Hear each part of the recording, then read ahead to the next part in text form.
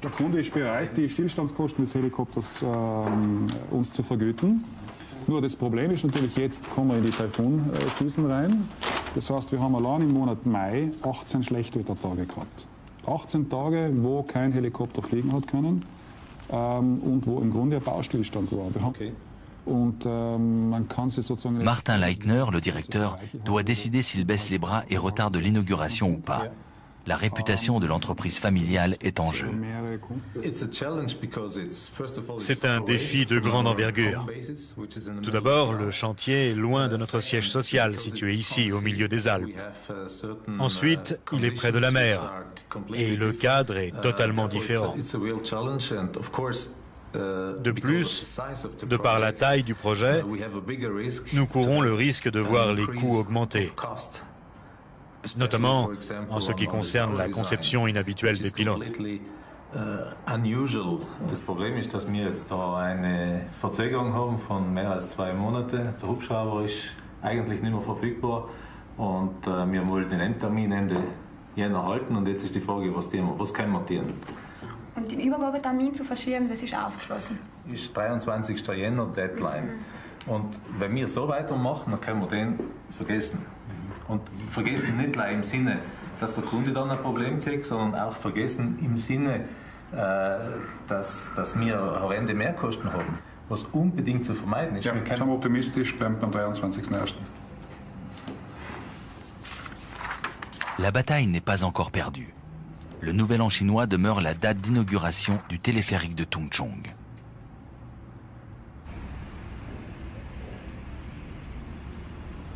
De retour à Hong Kong, le temps est exceptionnellement beau. C'est l'occasion pour Archie Blair et l'entreprise japonaise Maeda de poursuivre les fondations du pylône numéro 4.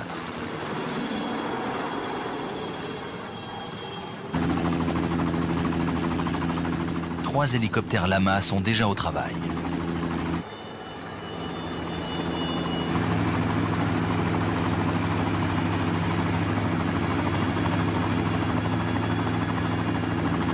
Tout comme les poutrelles en acier, le transport de ces énormes bétonnières sur le chantier est une opération minutieuse et dangereuse.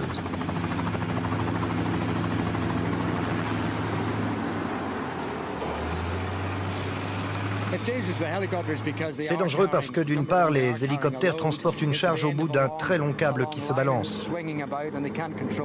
Ils ne peuvent pas vraiment contrôler son mouvement et la direction du vent peut changer à tout moment. D'autre part, le terrain est très montagneux et le vent peut le projeter contre le flanc de la montagne et même le faire s'écraser. C'est pour cela qu'il faut faire preuve d'une extrême prudence.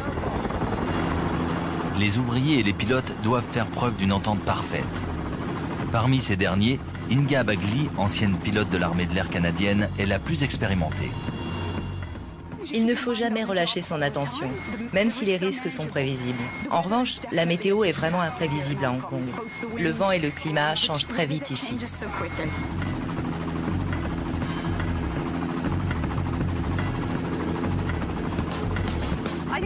Je crois que c'est à moi qu'en vient la charge la plus difficile, car lorsque vous transportez une bétonnière de 900 kg au milieu d'un vent violent, elle se met à balancer. Les hommes au sol doivent alors essayer de contrôler un poids de 900 kg, pendant que j'essaie de maintenir une bonne hauteur, sans arriver totalement à empêcher la charge de bouger. Oui, je l'avoue, parfois c'est effrayant. Généralement, quelques minutes suffisent pour déverser le béton. Mais pas aujourd'hui. Deux ouvriers se débattent face à une bétonnière récalcitrante au milieu du puissant courant descendant créé par l'hélicoptère.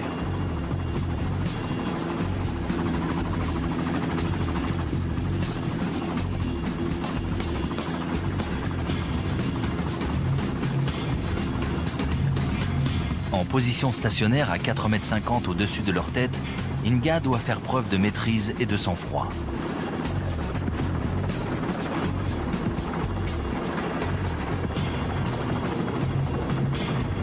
Finalement, la bétonnière s'avoue vaincue.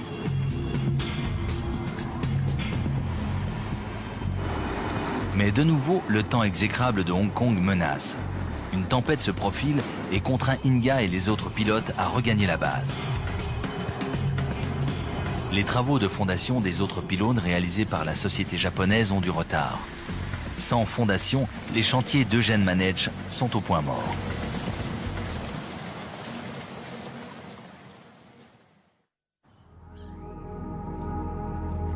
Nous sommes le 1er septembre. 3 mois se sont écoulés depuis la réunion de crise tenue au siège social en Suisse au sujet de la lente progression des travaux. Depuis, la situation ne s'est pas améliorée, loin de là. Hong Kong a connu une saison de pluie d'une intensité sans précédent. À présent, le retard s'élève à 12 semaines. Heureusement, la saison des pluies est enfin terminée. Aujourd'hui, Eugène va profiter du calme retrouvé pour achever la gigantesque tour numéro 3. Il lui reste à fixer les traverses permettant l'accès aux équipes de maintenance. Vous voyez, ces tubes sont entrelacés, ce qui va compliquer le travail du pilote. Il va devoir les soulever. Ce tube reste là et celui-là sera fixé sur la traverse. L'hélicoptère va devoir la lever de la barge. Et c'est un travail extrêmement difficile. Nous devons être prêts.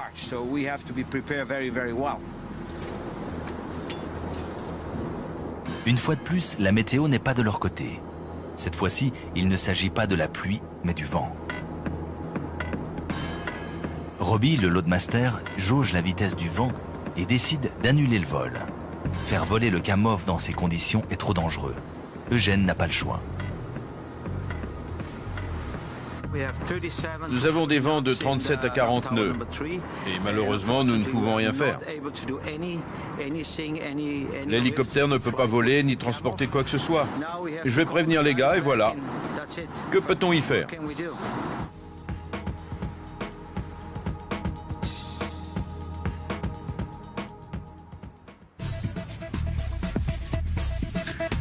Ce soir-là, l'énorme rouleau de câbles destiné au téléphérique arrive à Hong Kong en provenance de la Suisse, après de nombreux contretemps en chemin.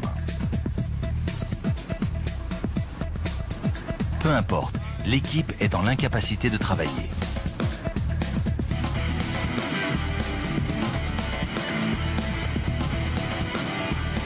Marcus Segrist, le directeur des travaux, le sait. Le retard est principalement dû au fait que les travaux de génie civil n'ont pas été achevés. De nombreux facteurs ont également joué un grand rôle.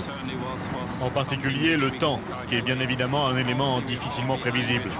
Nous essayons de rattraper ce gros retard et de faire le maximum pour accélérer le processus. La circulation routière a été interdite. Au milieu de la nuit, Marcus aide les hommes à décharger le câble, prêt à relier l'ensemble des pylônes de la ligne.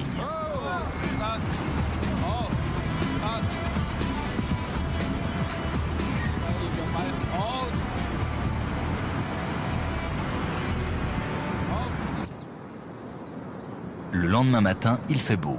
Eugène et son équipe vont enfin pouvoir terminer le pylône numéro 3. Toi et toi, tenez-vous prêts.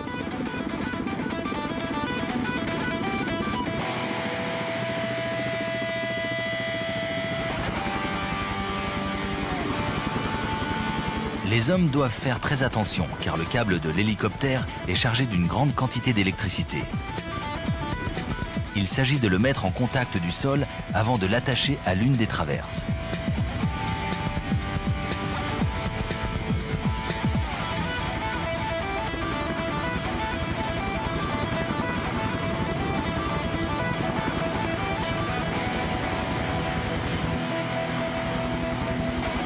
La forme particulière des traverses est extrêmement gênante et ne facilite pas leur installation. L'équipe doit faire preuve d'une grande précision.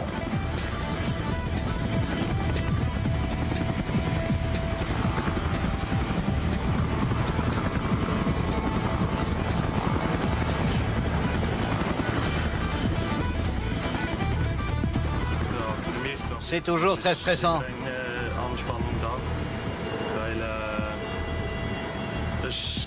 Les vols ne sont jamais les mêmes. Le contexte est toujours différent.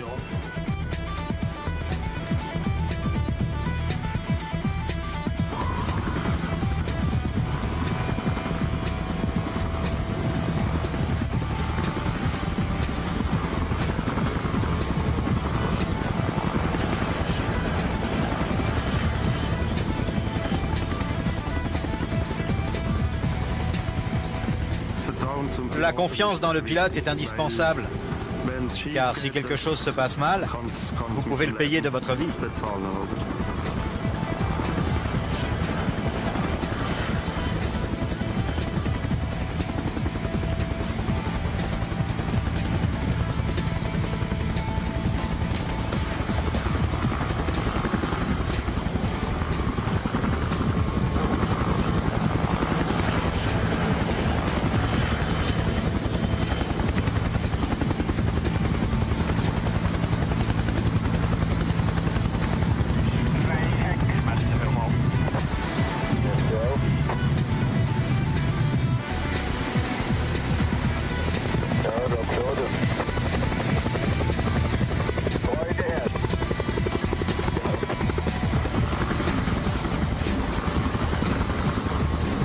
Cela aura été long, mais le pylône numéro 3 est enfin terminé.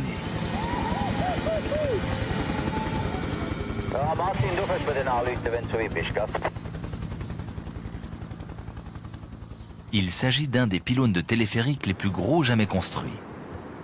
Pour fêter l'événement, l'équipe suisse exhibe fièrement le drapeau national. En réalité, Tongchung ne comptera pas une, mais 3 remontées mécaniques. 2 stations d'angle permettent de donner à la ligne une direction différente. Chacun des tronçons grimpe jusqu'à la statue du Bouddha géant selon une pente différente. Jusqu'à présent, les gros chantiers que j'ai réalisés en Corée, en Malaisie ou au Brésil ne comportaient qu'un tronçon. Ici, en revanche, il y en a 3. Le projet est en quelque sorte multiplié par 3. Néanmoins, le défi le plus important reste à relever. À présent, il s'agit de tendre les énormes câbles du premier tronçon au-dessus de la baie de Tongchung. À partir du terminal, le câble est soutenu par 2 pylônes avant d'être fixé à la première station d'angle située près de l'aéroport international de Hong Kong. Malgré un poids de 120 tonnes, le câble n'est pas plus gros que cela. Afin d'éviter qu'il ne touche la baie et qu'il mette les bateaux en danger, chacune des extrémités est tirée à l'aide de treuils.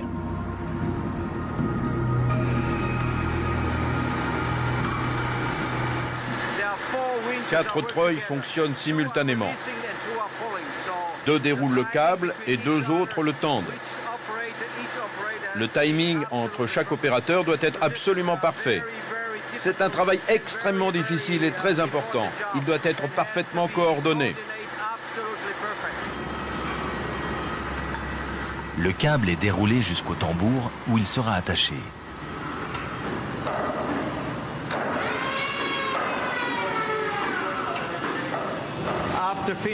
Une fois terminé, la pression supportée par chacun des câbles sera de plus de 95 tonnes. C'est considérable.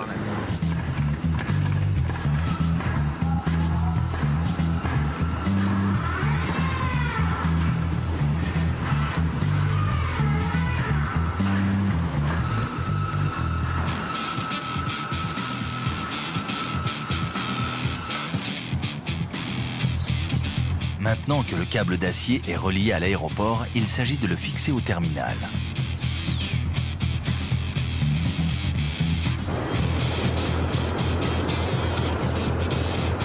Les techniciens suisses tentent délicatement de faire passer le câble à l'intérieur du système de treuillage.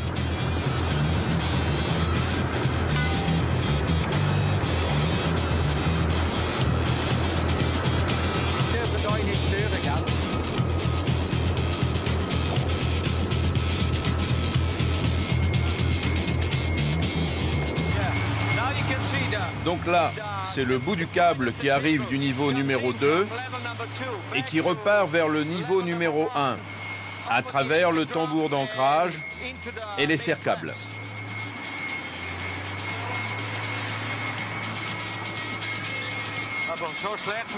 Alors que les ouvriers attachent l'extrémité du câble au tambour d'ancrage, un problème survient.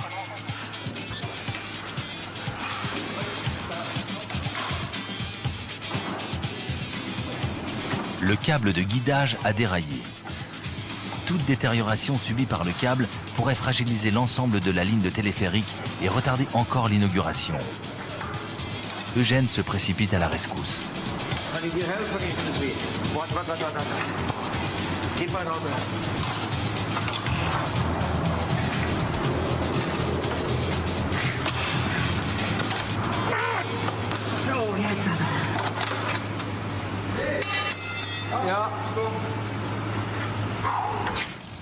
La journée touche à sa fin, mais Eugène n'est toujours pas au bout de ses peines.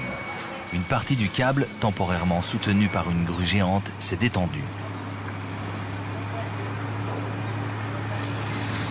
Voici le câble guide. À cause de la rigidité de ce gros câble, nous allons devoir le remonter jusqu'à 60 mètres de hauteur. Malheureusement, les contraintes interdisent de laisser toute charge pendre au bout d'une grue pendant la nuit à cause des vents violents susceptibles de la faire vaciller. La situation est critique. Nous n'avons pas le droit de laisser le câble pendre pendant la nuit. Nous devons aller de l'autre côté de la station et le tendre un peu plus. Il y a trop de mou de ce côté-ci. Nous allons devoir tirer de l'autre côté. Voilà la situation. Markus, lass mal wegen dem Kran, es wird etwa 8:30, gell? Eben wegen dem Problem, das wir da haben. C'est à présent au directeur des travaux, Markus Sigrist, de prendre les mesures qui s'imposent.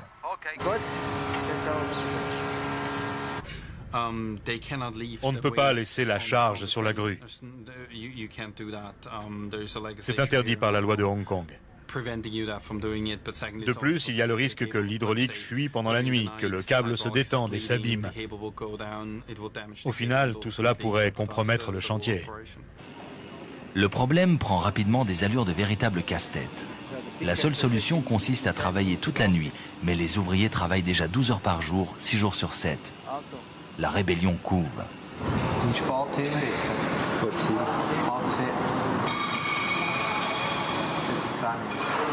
Le ton monte et la présence des caméras devient soudain indésirable. Le projet de Tongchung a beaucoup de retard, un retard qui coûte très cher à l'entreprise. L'obligation de terminer le chantier à temps pousse tout le monde à bout. Arrête de me parler du retard, c'est pas ça le problème. On veut juste finir le boulot. Les techniciens suisses refusent de travailler toute la nuit. Les travailleurs chinois partagent leur mécontentement. Vous pourriez me rendre ce que je vous ai donné les fois où il pleuvait et que vous finissiez plus tôt? Nous sommes dans une situation difficile et j'aimerais que vous restiez pour nous aider.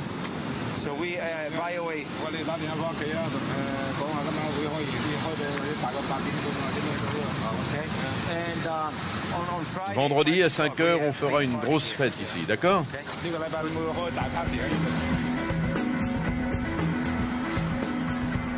Minuit, Eugène et Markus sont parvenus à convaincre leurs hommes de rester afin de régler le problème.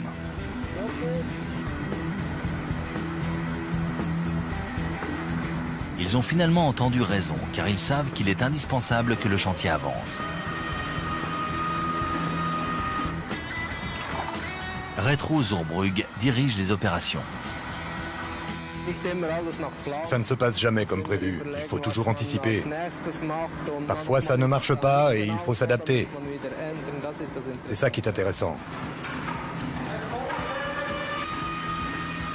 Les sacrifices de l'équipe ont payé. Le câble à présent tendu, la première phase tronçon de la remontée mécanique de Tongchung est enfin réalisée. Nous sommes à la fin du mois de septembre. La réalisation du téléphérique représente le projet le plus difficile qu'Eugène et son équipe aient été amenés à réaliser. Ils ont dû s'adapter à une topographie peu accessible, à une météo cauchemardesque et relever des défis techniques d'une grande complexité. Ce soir, ils ont bien mérité de faire la fête, même s'il n'y a guère de chance que le projet soit terminé pour le Nouvel An chinois. Eugène et ses hommes ont malgré tout réussi à achever la première étape du plus grand téléphérique au monde. Ça fait plaisir parce qu'on a bien travaillé ces 2 dernières semaines. C'est très bien. Un orage éclate, peu importe. Ce soir, l'heure est aux réjouissances bien méritées. On ne boit jamais trop à Hong Kong. Il y a trop de soleil. On transpire beaucoup. C'est de l'eau claire. Et vos gars, que boivent-ils? Ils boivent une goutte d'alcool parfois. Pas de problème, ils le méritent, mais pas moi. Le projet a 3 mois de retard. Le budget est largement dépassé, mais construire un téléphérique demeure une entreprise extrêmement difficile et hautement périlleuse, surtout ici, à Hong Kong. Parfois, les journées se passent très bien. Et parfois, elles sont très difficiles, lorsque quelque chose ne se passe pas comme prévu. Malgré tout, avec mes amis et toute mon équipe, nous faisons face du mieux que nous pouvons.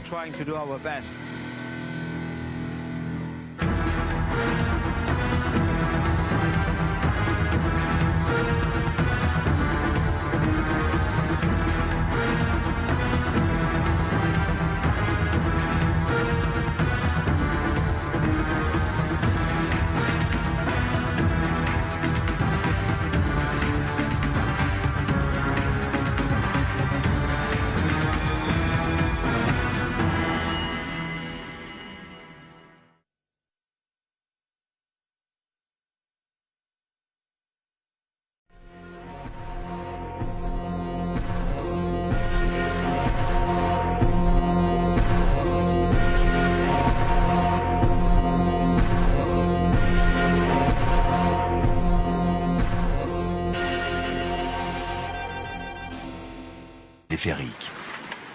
La saison des pluies ne fait que commencer et les hélicoptères sont incapables de voler au milieu de fortes précipitations. Sans hélicoptères, les ouvriers ne peuvent plus travailler. C'est très frustrant. Ici, le temps change toutes les heures. Il y a de la pluie, du vent. Comme vous le voyez, ça bouleverse tout. Le téléphérique doit être inauguré dans moins de 8 mois, le 23 janvier, jour du Nouvel An chinois. Les ouvriers se retrouvent à présent engagés dans une course contre la montre. Pour l'entreprise pour laquelle travaille Eugène Manetsch, il s'agit de sa plus grosse commande. Hélas, les travaux semblent bien mal engagés. Eugène porte une très grande responsabilité. Dans la précipitation, les hommes doivent néanmoins veiller à ne pas lésiner sur la sécurité. Eugène a décidé d'organiser une réunion à ce sujet. Die Funkverbindung, wenn du im Keller drinnen bist. Ich habe natürlich einen hohen Riffel bekommen. Hängt im Lama 1200 Kilo, auch wenn es der Nüssli fliegt, der hat es wirklich nicht, gell? Hey, bitte, wenn wir schon wagen und nicht sicher sind, tun sie ja, weil es kommt alles zu mir, gell? Ce matin, Eugène se rend sur le ponton qui sert de barge pour entreposer le matériel lourd. Il a été conduit par bateau jusqu'à l'île de Lanto, afin de raccourcir le trajet effectué par les hélicoptères lorsque ceux-ci transportent le matériel jusqu'aux différents chantiers éparpillés dans la montagne. Hélas, il y a un inconvénient. En se posant, l'hélicoptère risque de faire tanguer dangereusement la barge. Demandez-lui si cette fois la barge sera stable et si elle bougera beaucoup quand l'hélicoptère viendra.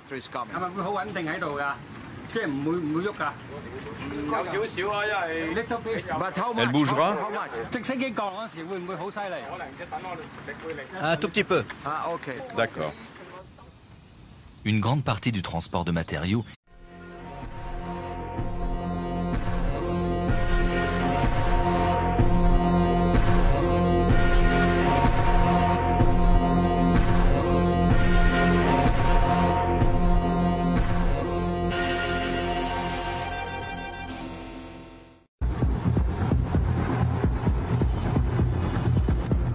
C'est ici, à Hong Kong, qu'est construit le plus grand téléphérique de la planète.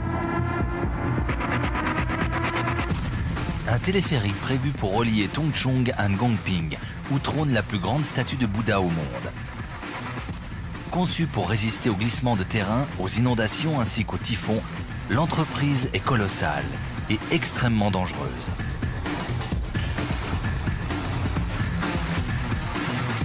Hélas, les travaux sont déjà en retard. La saison des pluies vient de débuter. Les ingénieurs suisses en charge du projet ne disposent que de 9 mois avant le Nouvel An chinois, date prévue pour l'inauguration.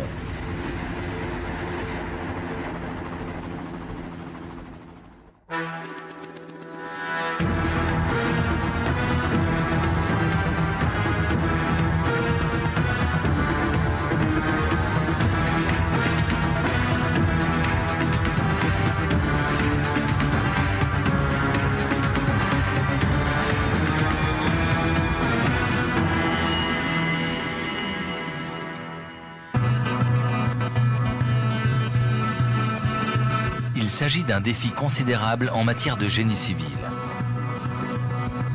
Pour faire en sorte que le téléphérique traverse plus de 5 km de montagne et survole une partie de la mer de Chine méridionale, région violemment balayée par le vent, un élément est indispensable.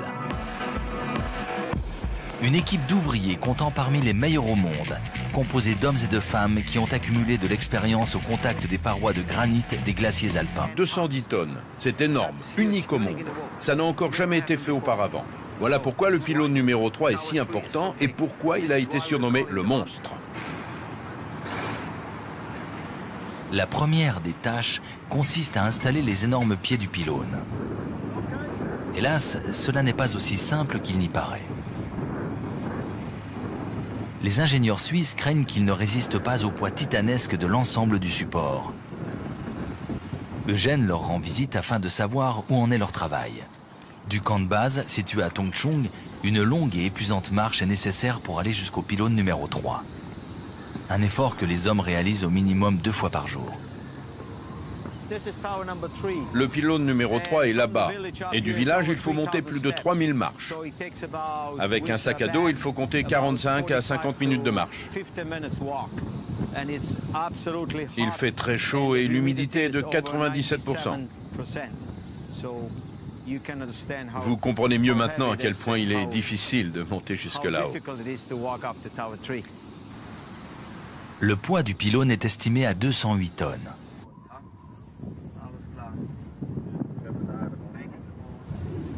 D'après les techniciens suisses, les pieds devraient être renforcés.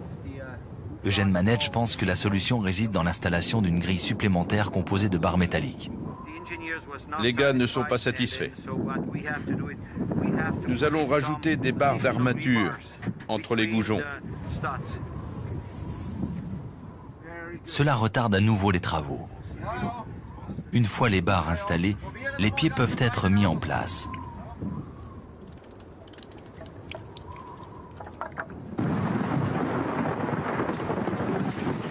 Mais les hommes jouent de malchance. Le mauvais temps fait son apparition. La météo imprévisible de Hong Kong constitue l'une des principales entraves à la construction du téléphérique. Le téléphérique est prévu pour se rendre au monument en 17 minutes à peine. Voici comment se déroule la construction du téléphérique. 2 câbles d'acier sont reliés à plusieurs pylônes. Les cabines sont suspendues à un des câbles pendant que le deuxième les tracte à l'aide d'un très puissant moteur.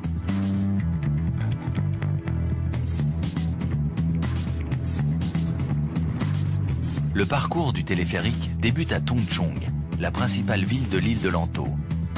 De là, les passagers pourront traverser la baie pour un détour par l'aéroport avant de débuter leur ascension en direction du Bouddha géant.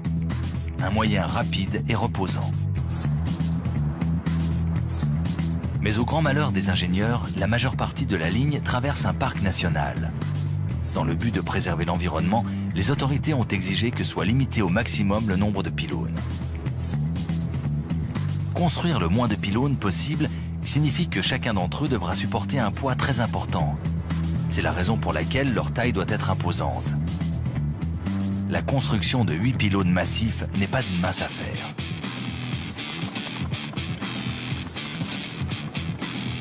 L'équipe de l'entreprise de construction travaille depuis 6 mois. Le chantier a atteint un stade critique.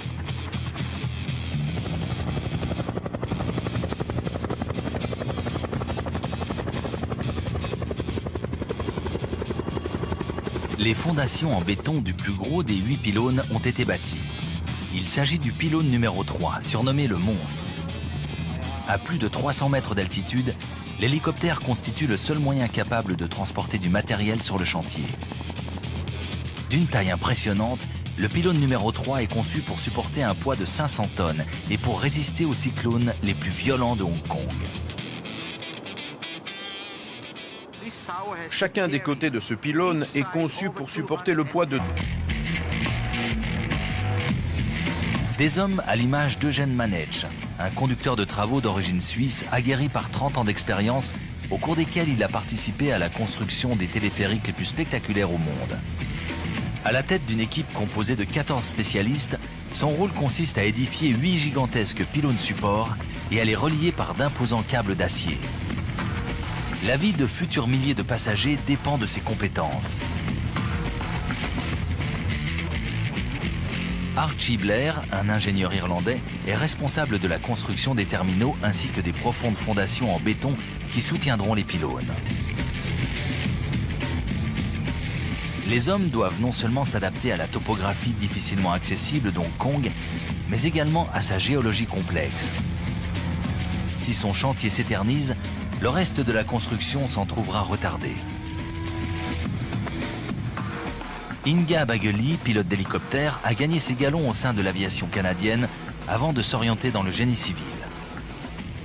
En compagnie de Martin Nussli, son intrépide copilote, elle doit transporter d'énormes morceaux d'acier et les déposer dans les bras des équipes d'Eugene Manetsch et d'Archie Blair. La moindre erreur pourrait avoir des conséquences désastreuses. C'est la mission la plus difficile que les deux pilotes aient eu à réaliser. Seront-ils à la hauteur ? Ce sont les Jeux olympiques de la construction de téléphériques. Tous les ouvriers qui sont ici adorent construire des remontées mécaniques. Ils sont tous formidables. 8 km séparent les étincelants gratte-ciel de Hong Kong de l'île de Lantau. Du sommet de l'un des nombreux pics de l'île domine la plus grande statue de Bouddha au monde. Habituellement accessible au terme d'une marche de plusieurs heures à partir de la ville de Tung Chung,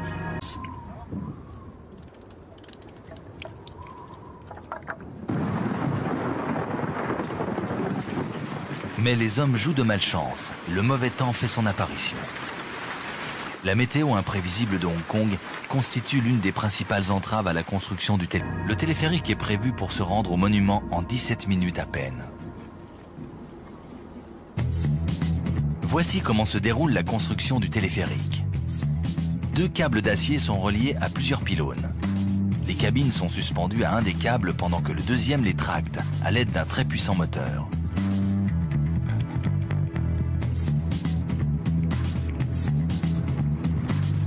Le parcours du téléphérique débute à Tung Chung, la principale ville de l'île de Lantau. De là, les passagers pourront traverser la baie pour un détour par l'aéroport avant de débuter leur ascension en direction du Bouddha géant. Un moyen rapide et reposant. Mais au grand malheur des ingénieurs, la majeure partie de la ligne traverse un parc national. Dans le but de préserver l'environnement, les autorités ont exigé que soit limité au maximum le nombre de pylônes. Construire le moins de pylônes possible signifie que chacun d'entre eux devra supporter un poids très important. C'est la raison pour laquelle leur taille doit être imposante. La construction de 8 pylônes massifs n'est pas une mince affaire.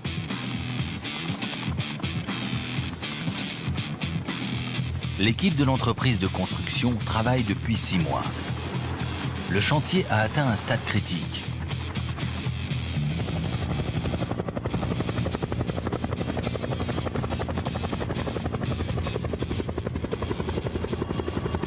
Les fondations en béton du plus gros des 8 pylônes ont été bâties. Il s'agit du pylône numéro 3, surnommé le Monstre. À plus de 300 mètres d'altitude, l'hélicoptère constitue le seul moyen capable de transporter du matériel sur le chantier. D'une taille impressionnante, le pylône numéro 3 est conçu pour supporter un poids de 500 tonnes et pour résister aux cyclones les plus violents de Hong Kong. Chacun des côtés de ce pylône est conçu pour supporter le poids de... Des hommes à l'image d'Eugene Manetsch, un conducteur de travaux d'origine suisse aguerri par 30 ans d'expérience, au cours desquels il a participé à la construction des téléphériques les plus spectaculaires au monde. À la tête d'une équipe composée de 14 spécialistes, son rôle consiste à édifier 8 gigantesques pylônes supports et à les relier par d'imposants câbles d'acier. La vie de futurs milliers de passagers dépend de ses compétences. Archie Blair, un ingénieur irlandais, est responsable de la construction des terminaux ainsi que des profondes fondations. Après avoir consulté les plans plus en détail, le problème est identifié.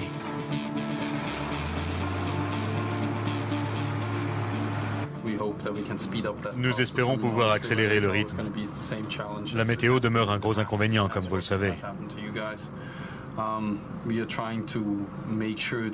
Dans les locaux de Tung Chung, une réunion d'urgence a été organisée entre Archie Blair et Marcus Sigrist, le partenaire d'Eugène.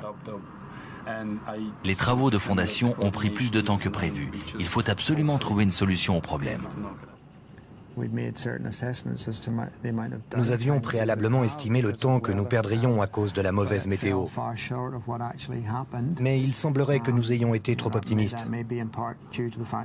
C'est probablement dû au mauvais temps exceptionnel de cette année qui s'est avéré plus rigoureuse que les 2 années précédentes. Le téléphérique de Tung Chung est le téléphérique le plus problématique que l'entreprise ait jamais eu à construire. À plus de 9500 km de là, le téléphérique construit dans les Dolomites italiennes a été inauguré en 2003. Il ressemble au modèle construit en Asie.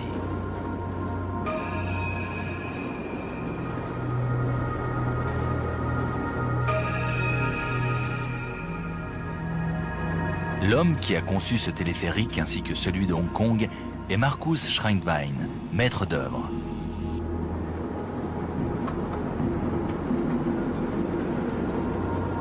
Il a tenté d'adapter le téléphérique traditionnel alpin aux particularités du climat subtropical d'Hong Kong.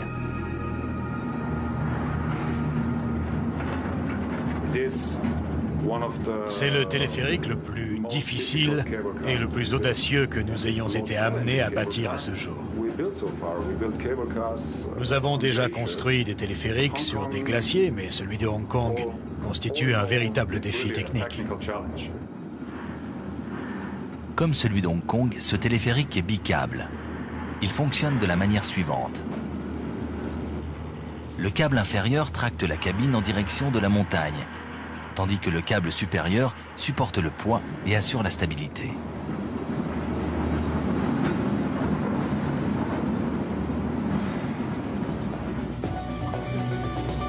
Trois ans ont été nécessaires aux concepteurs et ingénieurs suisses pour développer le téléphérique de Tung Chung. Si la conception du système a été réalisée en Suisse, il en va de même concernant la construction de la plupart des composants, expédiés par la suite jusqu'à Hong Kong par bateau.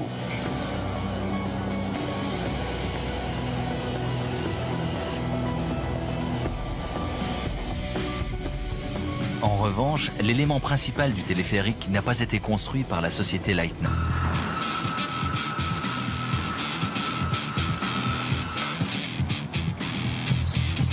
Maintenant que le câble d'acier est relié à l'aéroport, il s'agit de le fixer au terminal.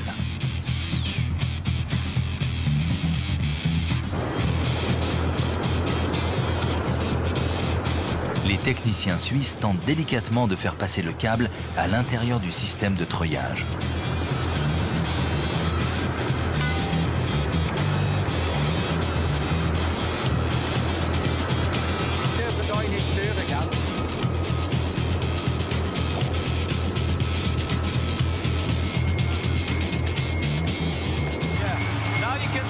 Donc là, c'est le bout du câble qui arrive du niveau numéro 2 et qui repart vers le niveau numéro 1 à travers le tambour d'ancrage et les serre-câbles.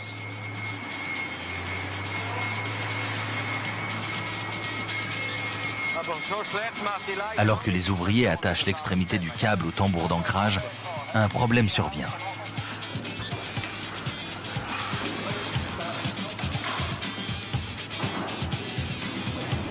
Le câble de guidage a déraillé.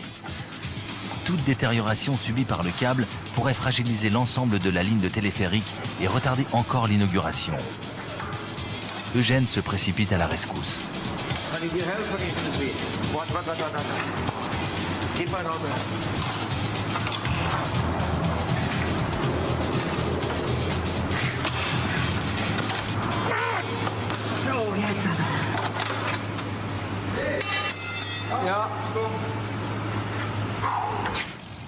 La journée touche à sa fin, mais Eugène n'est toujours pas au bout de ses peines.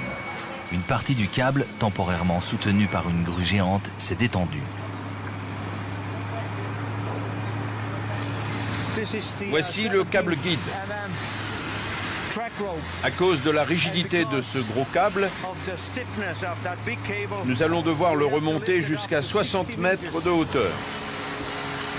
Malheureusement, les contraintes interdisent de laisser toute charge pendre au bout d'une grue pendant la nuit à cause des vents violents susceptibles de la faire vaciller.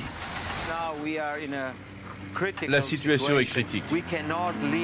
Nous n'avons pas le droit de laisser le câble pendre pendant la nuit. Nous devons aller de l'autre côté de la station et le tendre un peu plus.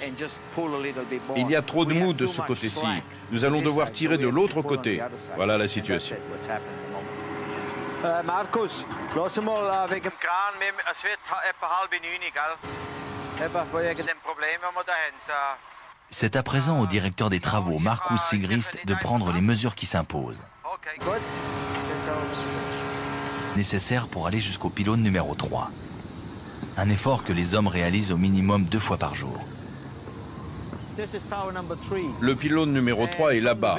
Et du village, il faut monter plus de 3000 marches. Avec un sac à dos, il faut compter 45 à 50 minutes de marche. Il fait très chaud et l'humidité est de 97%. Vous comprenez mieux maintenant à quel point il est difficile de monter jusque là-haut. Le poids du pylône est estimé à 208 tonnes.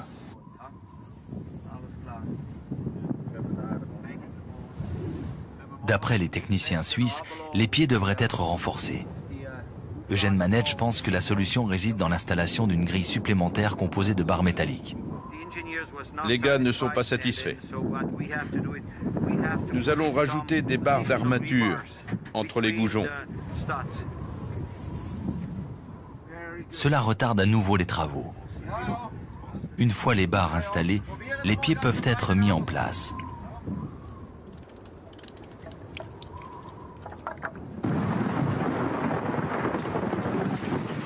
Mais les hommes jouent de malchance. Le mauvais temps fait son apparition. La météo imprévisible de Hong Kong constitue l'une des principales entraves à la construction du téléphérique. Le téléphérique est prévu pour se rendre au monument en 17 minutes à peine. Voici comment se déroule la construction du téléphérique.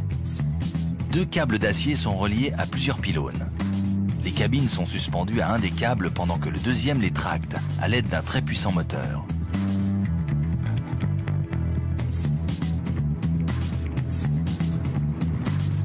Le parcours du téléphérique débute à Tung Chung, la principale ville de l'île de Lanto.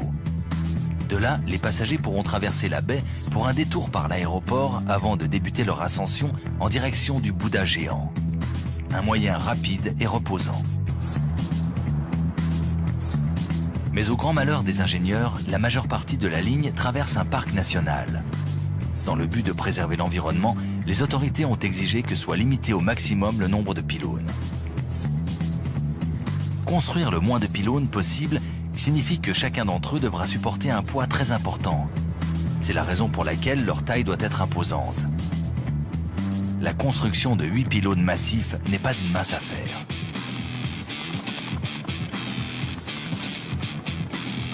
L'équipe de l'entreprise de construction travaille depuis 6 mois. Le chantier a atteint un stade critique.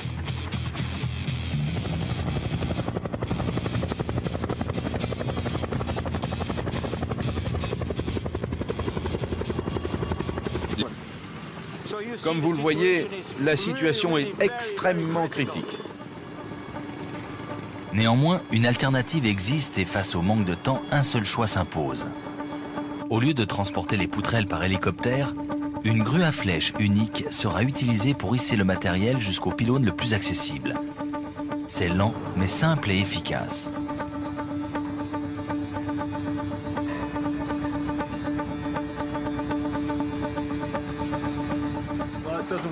Ce n'est pas très facile de le monter en plusieurs morceaux parce que les pièces sont en treillis.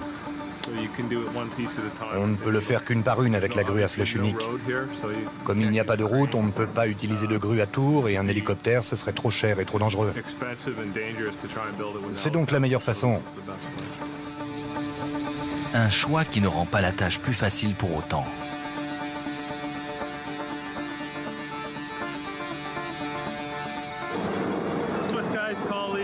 Les Suisses appellent ça Steigeisen. Ce sont des étriers pour grimper sur les poutres. Avec des chaussures classiques, c'est pas possible. C'est très chic, mais c'est très lourd.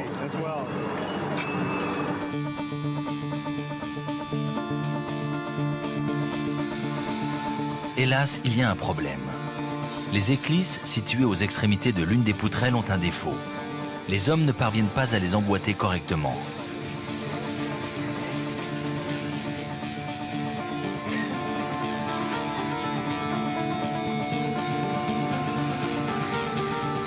Il n'y a qu'une chose à faire, la redéposer.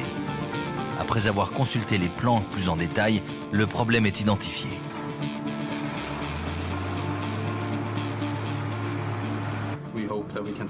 Nous espérons pouvoir accélérer le rythme. La météo demeure un gros inconvénient, comme vous le savez. Dans les locaux de Tung Chung, une réunion d'urgence a été organisée entre Archie Blair et Marcus Sigrist, le partenaire d'Eugène. Les travaux de fondation ont pris plus de temps que prévu. Il faut absolument trouver une solution au problème. Nous avions préalablement estimé le temps que nous perdrions à cause de la mauvaise météo. Mais il semblerait que nous ayons été trop optimistes. C'est probablement dû au mauvais temps exceptionnel de cette année qui s'est avéré plus rigoureuse que les 2 années précédentes. Le téléphérique de Tung Chung est le téléphérique le plus problématique que l'entreprise ait jamais eu à construire. À plus de 9500 km de là, le téléphérique construit dans les Dolomites italiennes a été inauguré en 2003. Il ressemble au initial.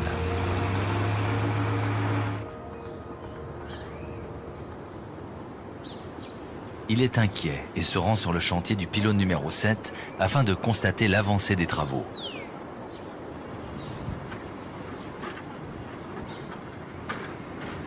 Tout comme les autres chantiers du téléphérique, celui-ci n'est accessible qu'au terme d'une longue marche. Voici le chantier qui nous pose un problème. On devait nous livrer ce pylône début janvier.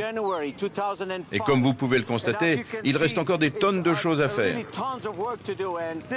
On dirait les fondations de la Tour Eiffel, alors qu'il ne s'agit que d'un pylône de téléphérique. Que puis-je faire ? Eugène n'est pas au bout de ses peines. L'indispensable hélicoptère Kamov doit repartir en Suisse au mois de septembre, un délai qu'on ne peut négocier.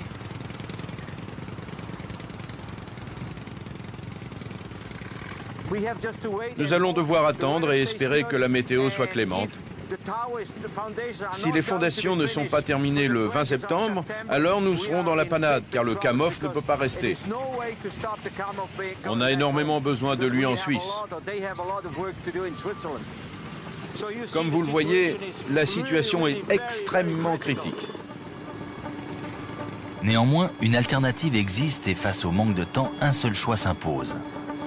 Au lieu de transporter les poutrelles par hélicoptère, une grue à flèche unique sera utilisée pour hisser le matériel jusqu'au pylône le plus accessible. C'est lent, mais simple et efficace.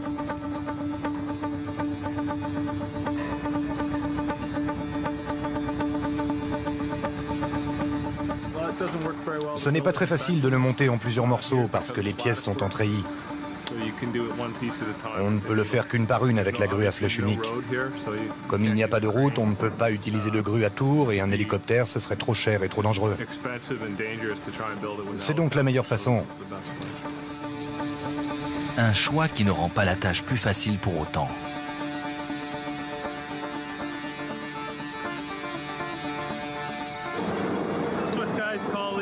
Les Suisses appellent ça Steigeisen.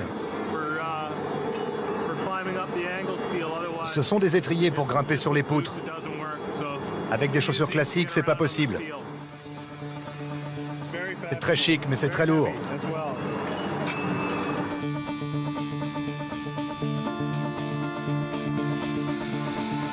Hélas, il y a un problème. Les éclisses situées aux extrémités de l'une des poutrelles ont un défaut. Les hommes ne parviennent pas à les emboîter correctement.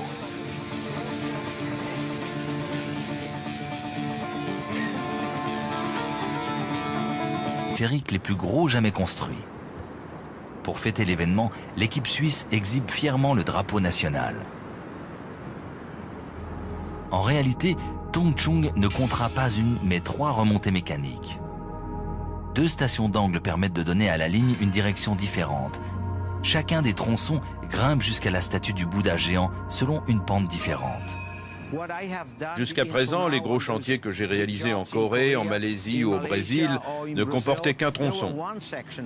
Ici, en revanche, il y en a 3. Le projet est en quelque sorte multiplié par 3.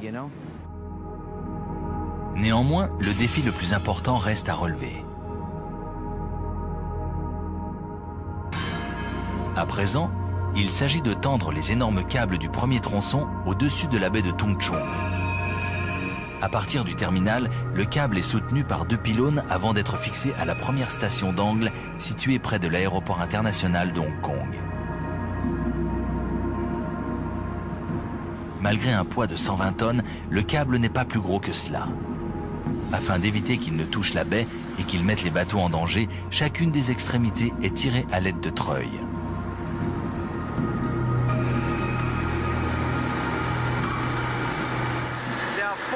Quatre treuils fonctionnent simultanément. 2 déroulent le câble et 2 autres le tendent. Le timing entre chaque opérateur doit être absolument parfait. C'est un travail extrêmement difficile et très important. Il doit être parfaitement coordonné. Le câble est déroulé jusqu'au tambour où il sera attaché.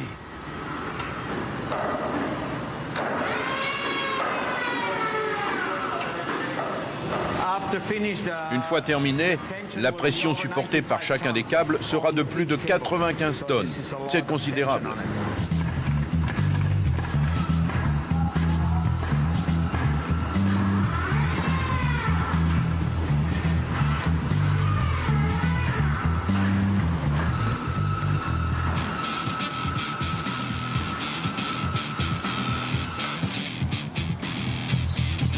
Maintenant que le câble d'acier est relié à l'aéroport, il s'agit de le fixer au terminal.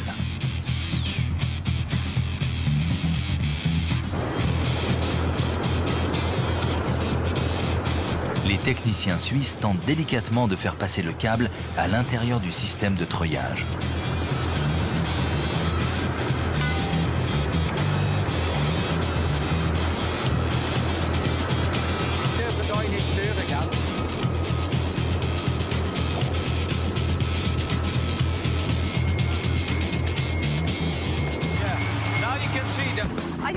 Je crois que c'est à moi qu'en vient la charge la plus difficile, car lorsque vous transportez une bétonnière de 900 kg au milieu d'un vent violent, elle se met à balancer. Les hommes au sol doivent alors essayer de contrôler un poids de 900 kg, pendant que j'essaie de maintenir une bonne hauteur, sans arriver totalement à empêcher la charge de bouger. Oui, je l'avoue, parfois c'est effrayant.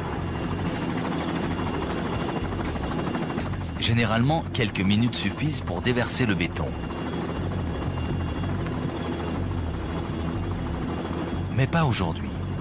2 ouvriers se débattent face à une bétonnière récalcitrante au milieu du puissant courant descendant créé par l'hélicoptère.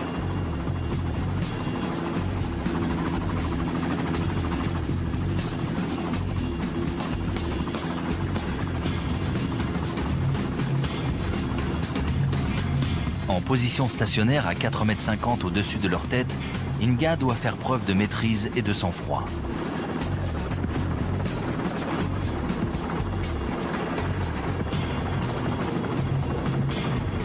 Finalement, la bétonnière s'avoue vaincue.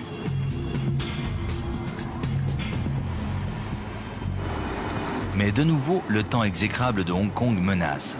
Une tempête se profile et contraint Inga et les autres pilotes à regagner la base. Les travaux de fondation des autres pylônes réalisés par la société japonaise ont du retard. Sans fondation, les chantiers d'Eugène Manège sont au point mort.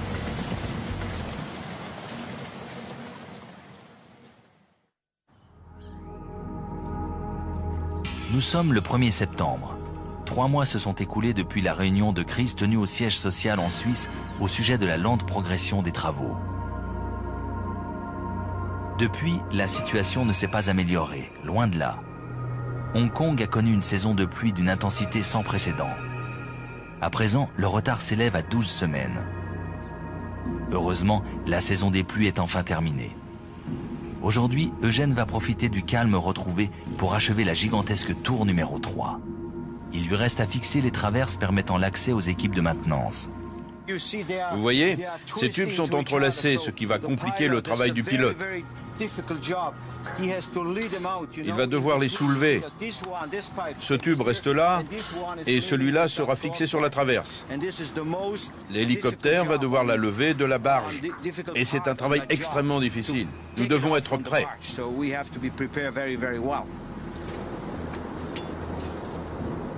Une fois de plus, la météo n'est pas de leur côté. Cette fois-ci, il ne s'agit pas de la pluie, mais du vent. Robbie, le loadmaster, jauge la vitesse du vent et décide d'annuler le vol. Faire voler le Kamov dans ces conditions est trop dangereux. Avec un sac à dos, il faut compter 45 à 50 minutes de marche. Il fait très chaud et l'humidité est de 97%. Vous comprenez mieux maintenant à quel point il est difficile de monter jusque là-haut.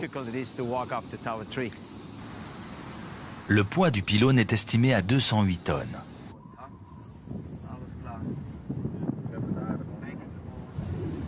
D'après les techniciens suisses, les pieds devraient être renforcés. Eugène Manetsch pense que la solution réside dans l'installation d'une grille supplémentaire composée de barres métalliques. Les gars ne sont pas satisfaits. Nous allons rajouter des barres d'armature entre les goujons. Cela retarde à nouveau les travaux. Une fois les barres installées, les pieds peuvent être mis en place.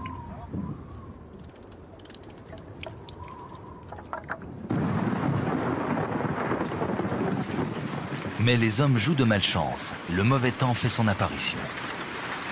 La météo imprévisible de Hong Kong constitue l'une des principales entraves à la construction du téléphérique. La saison des pluies ne fait que commencer et les hélicoptères sont incapables de voler au milieu de fortes précipitations. Sans hélicoptères, les ouvriers ne peuvent plus travailler.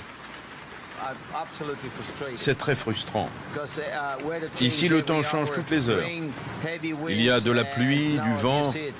Comme vous le voyez, ça bouleverse tout. Le téléphérique doit être inauguré dans moins de 8 mois, le 23 janvier, jour du Nouvel An chinois. Les ouvriers se retrouvent à présent engagés dans une course contre la montre. Pour l'entreprise pour laquelle travaille Eugène Manetsch, il s'agit de sa plus grosse commande. Hélas, les travaux semblent bien mal engagés. Eugène porte une très grande responsabilité. Dans la précipitation, les hommes doivent néanmoins veiller à ne pas lésiner sur la sécurité.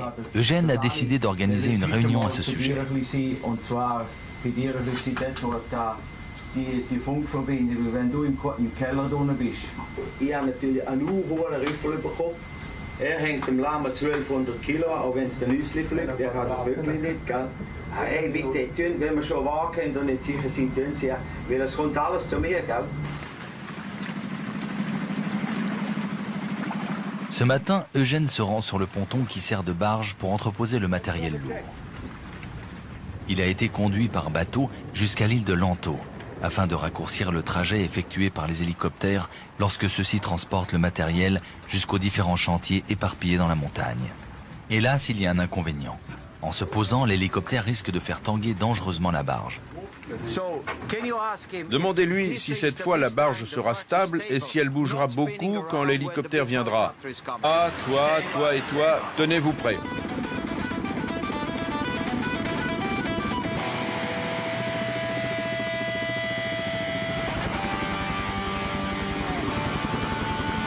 Les hommes doivent faire très attention car le câble de l'hélicoptère est chargé d'une grande quantité d'électricité.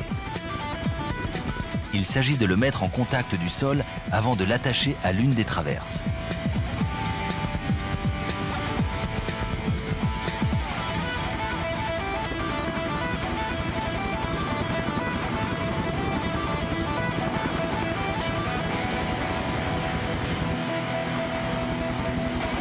La forme particulière des traverses est extrêmement gênante et ne facilite pas leur installation. L'équipe doit faire preuve d'une grande précision.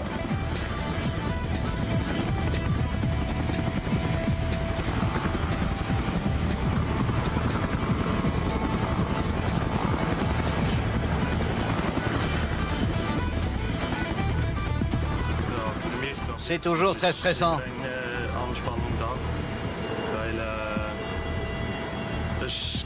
Les vols ne sont jamais les mêmes. Le contexte est toujours différent.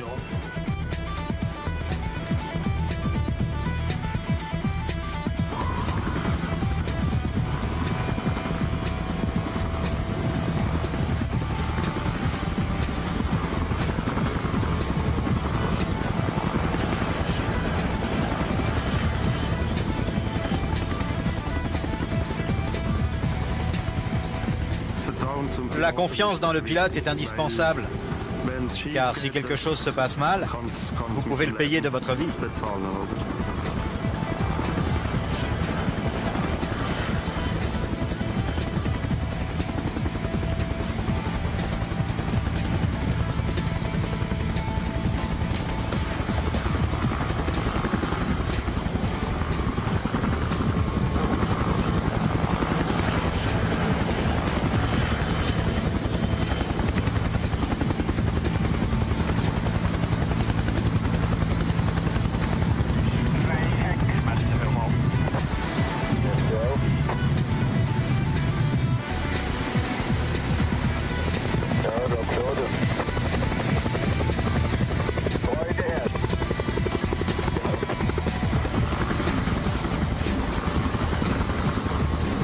Cela aura été long, mais le pylône numéro 3 est enfin terminé.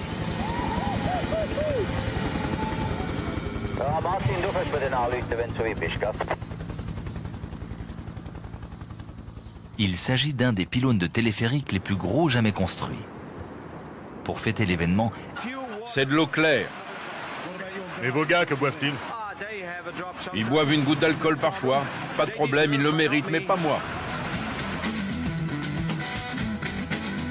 Le projet a 3 mois de retard. Le budget est largement dépassé, mais construire un téléphérique demeure une entreprise extrêmement difficile et hautement périlleuse, surtout ici, à Hong Kong. Parfois, les journées se passent très bien. Et parfois, elles sont très difficiles, lorsque quelque chose ne se passe pas comme prévu. Malgré tout, avec mes amis et toute mon équipe, nous faisons face du mieux que nous pouvons.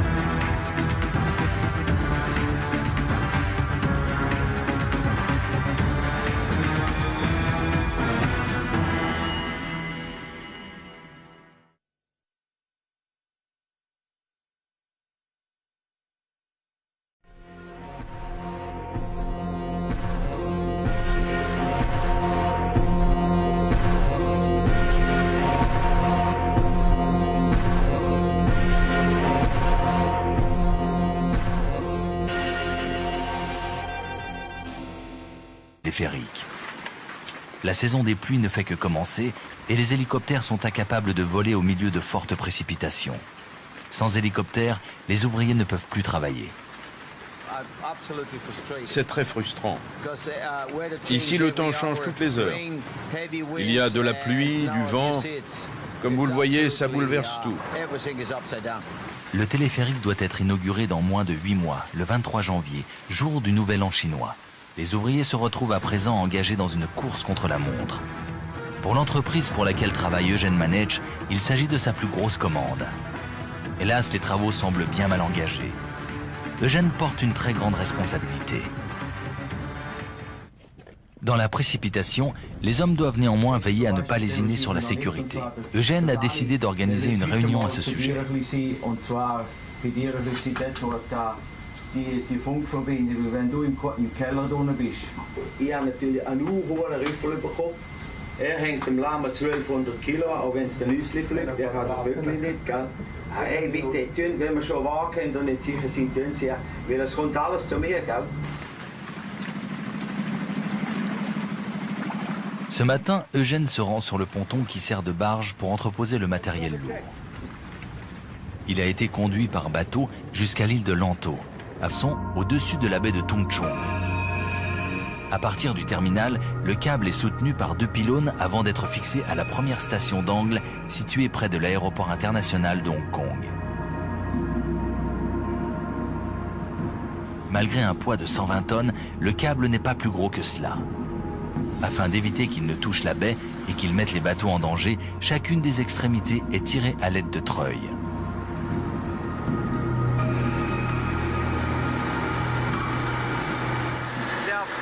Quatre treuils fonctionnent simultanément.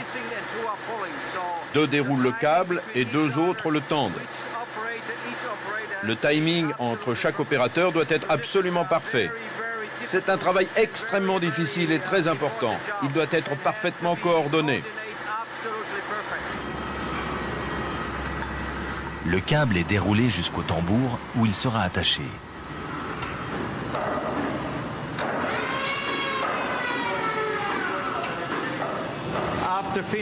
Une fois terminé, la pression supportée par chacun des câbles sera de plus de 95 tonnes. C'est considérable.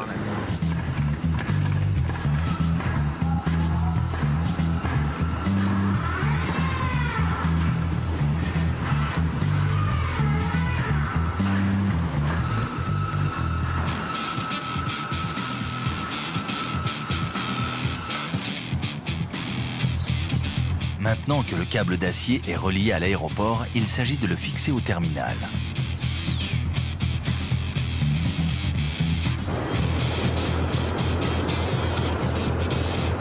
Les techniciens suisses tentent délicatement de faire passer le câble à l'intérieur du système de treuillage.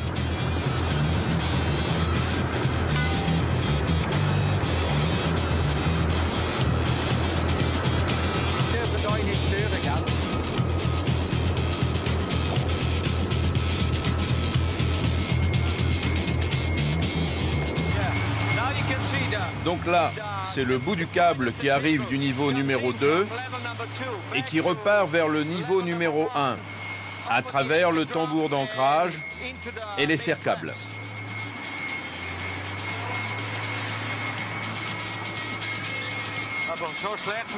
Alors que les ouvriers attachent l'extrémité du câble au tambour d'ancrage, un problème survient.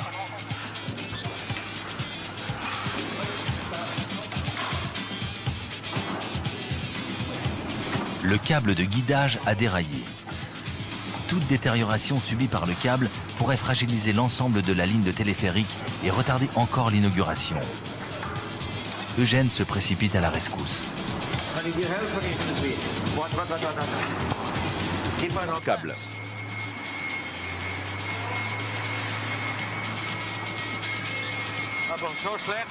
Alors que les ouvriers attachent l'extrémité du câble au tambour d'ancrage, un problème survient.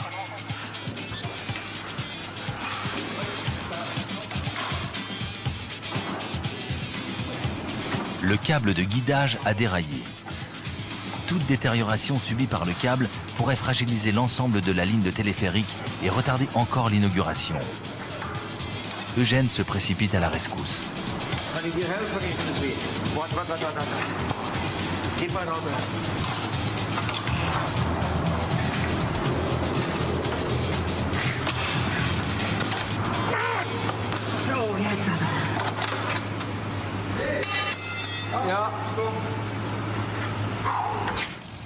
La journée touche à sa fin, mais Eugène n'est toujours pas au bout de ses peines. Une partie du câble, temporairement soutenue par une grue géante, s'est détendue. Voici le câble guide. À cause de la rigidité de ce gros câble, nous allons devoir le remonter jusqu'à 60 mètres de hauteur. Malheureusement, les contraintes interdisent de laisser toute charge pendre au bout d'une grue pendant la nuit à cause des vents violents susceptibles de la faire vaciller. La situation est critique. Nous n'avons pas le droit de laisser le câble pendre pendant la nuit. Nous devons aller de l'autre côté de la station et le tendre un peu plus. Il y a trop de mou de ce côté-ci. Nous allons devoir tirer de l'autre côté. Voilà la situation.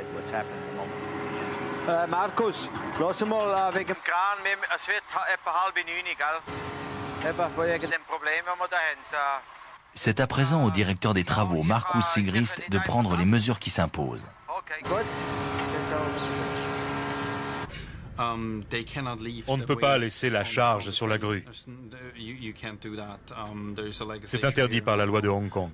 De plus, il y a le risque que l'hydraulique fuit pendant la nuit, que le câble se détende et s'abîme. Au final, tout cela pourrait compromettre le chantier. Le problème prend rapidement des allures de véritable casse-tête.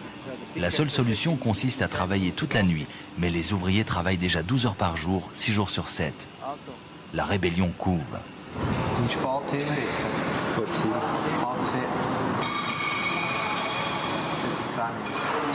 Le ton monte et la présence des caméras devient soudain indésirable. Le projet de Tung Chung a beaucoup de retard, un retard qui coûte très cher à l'entreprise. L'obligation de terminer le chantier à temps pousse tout le monde à bout. Arrête de me parler du retard, c'est...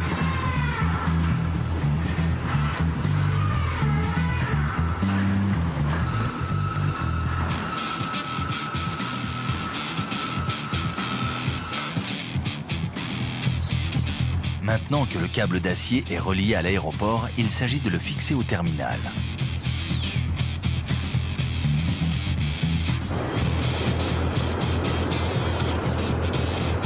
Les techniciens suisses tentent délicatement de faire passer le câble à l'intérieur du système de treuillage.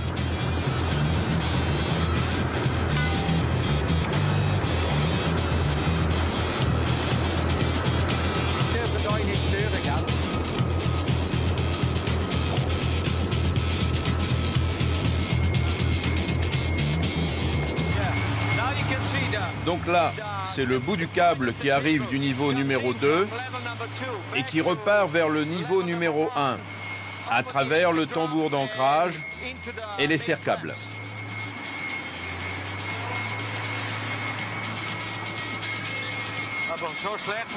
Alors que les ouvriers attachent l'extrémité du câble au tambour d'ancrage, un problème survient.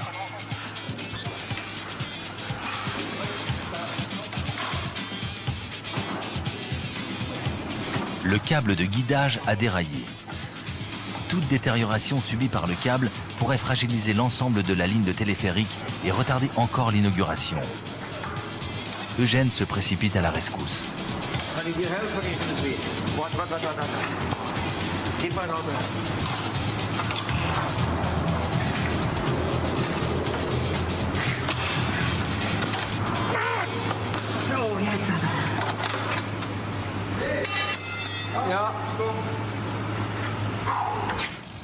La journée touche à sa fin, mais Eugène n'est toujours pas au bout de ses peines. Une partie du câble, temporairement soutenue par une grue géante, s'est détendue. Voici le câble guide. À cause de la rigidité de ce gros câble, nous allons devoir le remonter jusqu'à 60 mètres de hauteur. Malheureusement, les contraintes interdisent de laisser toute charge pendre au bout d'une grue pendant la nuit à cause des vents violents susceptibles de la faire vaciller. La situation est critique. Nous n'avons pas le droit de laisser le câble pendre pendant la nuit. Nous devons aller de l'autre côté de la station et le tendre un peu plus. Il y a trop de mou de ce côté-ci. Nous allons devoir tirer de l'autre côté. Voilà la situation. Markus, lass mal wegen dem Kran, es wird etwa 8:30, gell? Eben wegen dem Problem, das wir da haben. Cet après